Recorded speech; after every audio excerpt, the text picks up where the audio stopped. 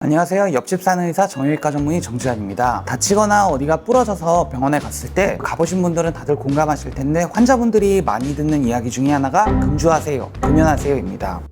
사실 이게 다들 머리로는 금연이나 금주하는 게 필요하다는 건 알고는 있지만 왜 안 좋은지, 특별히 골절에 안 좋은 부분이 있는지는 정확히 모르시는 분들이 많을 텐데요. 오늘은 이 내용에 대해서 자세한 설명을 드릴 테니까 궁금하신 분들 영상 끝까지 시청 부탁드립니다. 먼저 술에 대해서 말씀드리겠습니다. 술이 골절에 미치는 영향은 크게 두 가지로 나눠서 생각을 해볼 수 있습니다.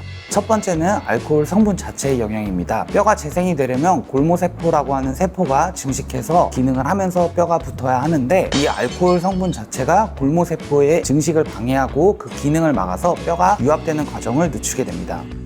둘째로는 조금 더 2차적인 이유인데, 쉽게 말해서 골절 회복에 절대적으로 필요한 안정을 못하게 만드는 점입니다. 술은 대뇌의 기능을 억제하고 사고나 판단 기능을 떨어지게 만드는데, 골절이 있으신 분들은 뼈가 잘 붙으려면 안정을 좀 취해 주셔야 하는데 왠지 괜찮을 것 같고 왠지 안 아픈 것 같아서 그 부위를 좀 사용하게 되는 경우들이 많아질 수 있습니다. 이렇게 술을 마시고 조심성이 줄어들어 과격한 행동을 하게 되다 보면은 골절 부위에 스트레스 또는 이제 압력을 주게 되고, 심한 경우에는 치유되고 있던 골절 부위가 다시 틀어져서 치료를 처음부터 다시 시작해야 되거나, 혹은 수술하지 않고도 끝날 수 있던 골절인데 수술을 해야 되는 상황으로 악화될 수가 있습니다. 또한 통계에 따르면 음주는 이렇게 골절이 회복할 속도를 늦추는 것뿐만 아니고 골절 자체가 발생할 확률을 높인다는 연구 결과들도 있습니다. 정형외과에 골절로 입원한 환자의 한 30-40% 정도가 음주로 인한 골절이었다라는 연구 결과들도 있고, 알코올 중독 환자는 일반인에 비해서 골절 위험성이 4배나 높다는 연구 결과도 있으니 음주는 반드시 조심하시는 게 좋습니다.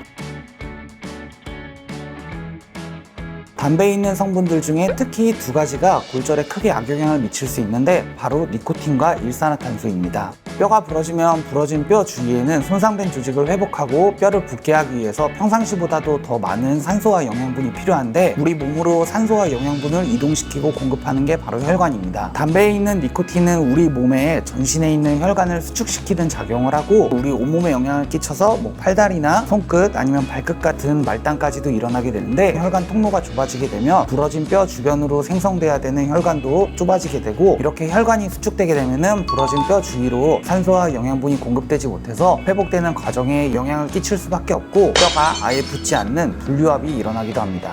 또한 담배에 있는 일산화탄소가 인체로 흡수되면 추가적인 산소 부족 현상을 유발할 수 있는데, 이렇게 산소가 부족하게 되면 뼈가 안 붙게 하는 데도 영향을 미칠 수 있지만 세균이 더 살기 좋은 환경이 되어서 혹시나 상처가 같이 있는 경우에는 감염이나 염증에 더 취약한 환경이 될 수 있습니다.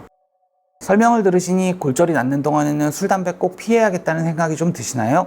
오늘 내용이 도움이 되셨다면 구독과 좋아요, 알림 설정 부탁드리고 궁금하신 내용은 댓글로 부탁드리겠습니다. 지금까지 옆집 사는 의사 정지환이었습니다. 감사합니다.